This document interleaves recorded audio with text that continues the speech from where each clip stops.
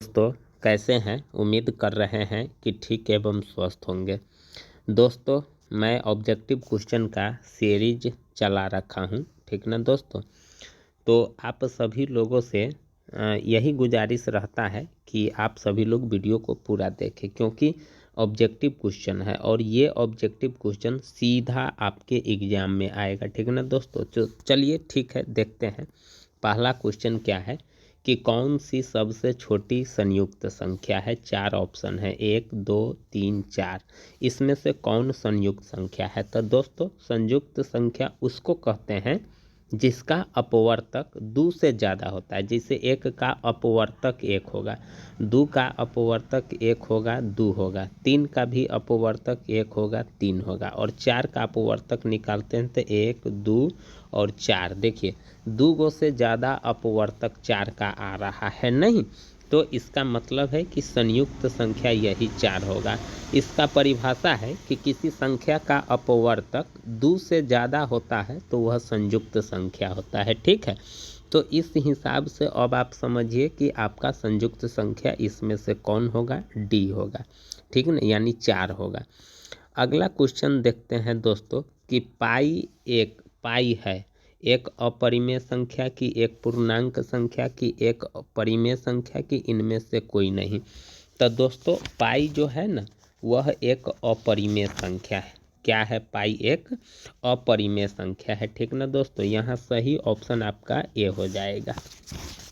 चलिए उसके बाद देखते हैं कि तीसरा जो क्वेश्चन है क्या कहता है, सो देखिए। यानी तीसरा जो क्वेश्चन है कौन अपरिमेय संख्या है। अपरिमेय का मतलब होता है कि वो रूट के अंदर रहता है। जैसे देखिए 3 इकाई 3 और 3 चौका 12 कट गया।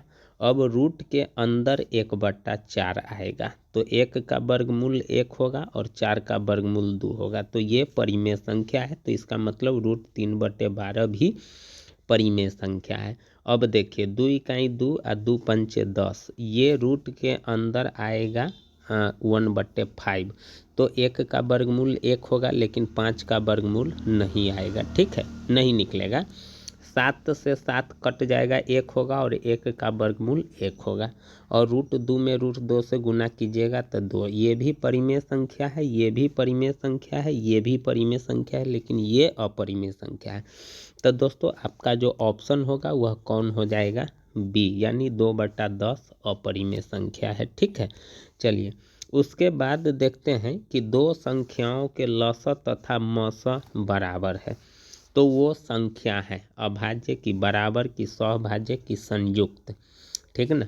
तो वो दोनों संख्या बराबर होगा। जैसे देखिए 12 और 12 का लसन निकालिए, तो 12 से एक मरतबे कट जाएगा, नहीं 12 इकाई 12। उसके बाद 13 और 13 का निकालिए, महत्तम निकालिए चाहे लघुत्तम निकालिए, उतना ही होगा जितना इस दोनों का महत्तम होगा। तो इसका मतलब जब लसा और मसा बराबर होगा तो दोस्तों दोनों संख्या भी क्या होगी, बराबर होगी। सही ऑप्शन आपका बी हो जाएगा। अब देखिए दोस्तों 5 के ऊपर रेखा मार दिए हुआ है 2 9, तो इसमें आपको क्या करना पड़ेगा दोस्तों कि यक्स बराबर 2 9 2 9 2 9 संख्याओं का दोहराव होगा। कई अंकों का दोहराव हो रहा है तो 2 अंकों के बाद, तो दोनों और 2 से आपको गुना कर देना होगा। तो जब ये 2 से गुना कीजिएगा तो 2 अंक इधर भागेगा दशमलव, तो 29.2929 आ जाएगा, नहीं। अब दोस्तों आपको घटाना होगा, तो घटाइएगा तो क्या हो जाएगा, तो पहले देखिए, तो घटाइएगा यानी इसमें से यक्स को घटाइएगा कितना घटाइएगा, यहाँ देखिए यहाँ दशमलव है, इसको घटाइए तो 0.2929 हो जाएगा, नहीं हो जाएगा। अब देखिए इधर तो 0 0 आएगा और इधर 29 आएगा, आज 100 में से एगो जाएगा तो 99 होगा, ठीक है। तो अब इधर जब 99 को इधर लाइएगा तो 29/99 हो जाएगा, ठीक है। तो इसमें आप ऑप्शन खोजिए कि 29/99 कौन होगा। यानी इसको पहले हमने यक्स बराबर मान लिया है कि 0.29 के ऊपर रेखा है तो 0.2929 आएगा, नहीं इधर यहाँ आएगा 2 9 और फिर उसके बाद जब ये हम देखे हैं कि 2 गो के ऊपर रेखा था तो हम 2 गो 0 से गुना कर दिए हैं दोनों ओर, तो इधर 2 अंक इधर भागेगा दशमलव और इधर 100 हो जाएगा। अब वही मतलब इसको समीकरण 1 मान लिए, इसको 2 मान लिए, तब एकरा में से एकरा घटाए तो घटाएंगे तो 99 बराबर 29 दशमलव, इधर खाली 0 0 आएगा, तो इसका मतलब है कि 29/99 मेरा आया। तो अब आप खोजिए कि 29/99 कौन है, डी आपका ऑप्शन सही हो जाएगा। ठीक है, चलिए अब देखिए 1 minus 60 square, sine square 60 degree है, तो यहाँ क्या करना होगा दोस्तों, साइन 60 का मान रखना होगा। 1/√2 √3/2 और 1 होता है, तो इसका हो जाएगा √3/2 का स्क्वायर। अब इसको दोस्तों 2 बार गुना कीजिएगा तो 3/4 होगा। अब इसको घटाइए तो क्या हो जाएगा, 4 - 3 यानी 1/4 हो जाएगा। अब दोस्तों खोजिए ऑप्शन 1/4 आपका कहाँ है, तो कहाँ है, तो सी ऑप्शन है आपका 1/4। देखिए अब इसमें से देखिए कहता है किसका दशमलव प्रसार शांत है, क्या है दोस्तों, शांत है, तो शांत किसका है, तो देखिए इसको 40 को यानी 40 है 4 गुने 10, ठीक है। फिर उसके बाद देखिए 21 है 3 गुने 7, 196 है तो 14 गुने 14, ठीक है ना, और 121 है तो 11 गुने 11। अब 14 को तोड़िएगा तो 7 गुने 2, इसको भी तोड़िएगा 7 गुने 2, तो 7 तो आ जा रहा है, 11 तो आ जा रहा है, 3 7 तो आ जा रहा है, लेकिन 4 गुने 10 जिसमें क्या होगा, 2 होगा और नहीं तो 5 होगा, नहीं तो 2 होगा, होगा कि नहीं होगा। तो दोस्तों इस प्रकार से सिर्फ 2 और 5 है, और शांत वही होता है जिसके नीचे सिर्फ 2 और 5 आता है, तो इसका मतलब ये आपका ऑप्शन सही होगा। अब देखिए निम्नलिखित में किसका दशमलव प्रसार अशांत है, तो अशांत किसका होगा, तो देखिए 343 है, 512 है, 15 है, 8 है, तो दशमलव प्रसार अशांत है, तो ये भी अशांत, इसको काटिए दोस्तों, 3 से कट जाएगा, 3 दूना 6 और 3 पचे 15, ये शांत हो जाएगा, ठीक है, ये भी शांत होगा। अब 512 को भी देखिए काट करके, तो शायद 19 से कट जाएगा, ठीक है ना, 512 को देख लीजिए काट करके, ठीक है ना, 19 दूना 38 और 11 में से 8 गया 3 और 19 सत्ते 133 होगा, शायद ये नहीं कटेगा, इसको देख लीजिए दोस्तों काट करके।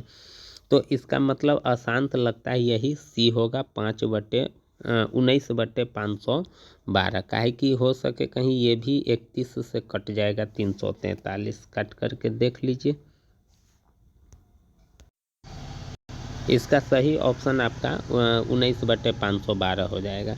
उसके बाद देखिए दोस्तों 400 के अभाज्य गुणनखंड में 5 का घातांक, तो इसमें आपको क्या करना पड़ेगा कि 400 का अभाज्य गुणनखंड निकालना होगा, ठीक ना, यानी 200 फिर 2 से 100 फिर 2 से 50 फिर 2 से 25 और 25 का क्या होगा 5 गुने 5 होगा, नहीं तो 5 का पावर 2, और पूछियो रहा है 5 का घात कितना होगा तो 2 होगा, तो यहाँ आपका सही जो ऑप्शन है वह ए हो जाएगा। उसके बाद दोस्तों यहाँ जो आप देख रहे हैं यदि 30 यानी 30 बराबर 15 गुने 8 जोड़ 10 है और लसा और मसा है, तो यहाँ आप देखिए, यहाँ जो आप देखते हैं ये लसा और मसा इतना का क्या होगा, तो इसका 15 और 10 हो जाएगा, ठीक ना दोस्तों, क्या हो जाएगा 15 और 10, एक्स और वाई कौन संख्या होगा, यानी इतना तथा इतना का मसा एक्स वाई हो तो आपका ए ऑप्शन हो जाएगा। 125 का परिमीकरण गुणांक कौन होगा, देख रहे हैं ना, 125 का परिमीकरण गुणांक कौन होगा, तो यहाँ देखिए ये जो √5 देख रहे हैं ये इसका सही ऑप्शन होगा, ठीक ना, काहे कि 125 को 5 गुने 5, ठीक है, तो 5 का तो ये इस दोनों का तो बाहर आ जाएगा और ये अंदर रह जाएगा, तो इसका मतलब यही √5 इसका गुणांक होगा, ठीक है। उसके बाद कौन सा युग्म सह अभाज्य है, तो दोस्तों सह अभाज्य किसको कहते हैं, तो सह अभाज्य का मतलब होता है जिसका महत्तम 1 होता है, ठीक है ना। जिसका महत्तम 1 होता है उसको सहअभाज्य कहते हैं। तो इसमें देखिए 15-20 का महत्तम 2 होगा या 5 होगा। 21-84 का भी 21 होगा। 13 से भी 65 कट जाएगा। तो 9 और 16 का जब महत्तम निकालिएगा ना तो 1 होगा। तो इसका सही ऑप्शन आपका क्या हो जाएगा, ए हो जाएगा, ठीक है ना। उसके बाद रैखिक बहुपद में शून्यकों की संख्या होती है। तो रैखिक बहुपदों में शून्यकों की संख्या 1 होती है, ठीक है ना। यहाँ जो आप देख रहे हैं इसका सही ऑप्शन सी हो जाएगा। अब देखिए x-1 का शून्यक, तो x-1 का शून्यक ये भी रैखिक बहुपद है, तो इसका भी क्या हो जाएगा, 1 यानी 1 हो जाएगा।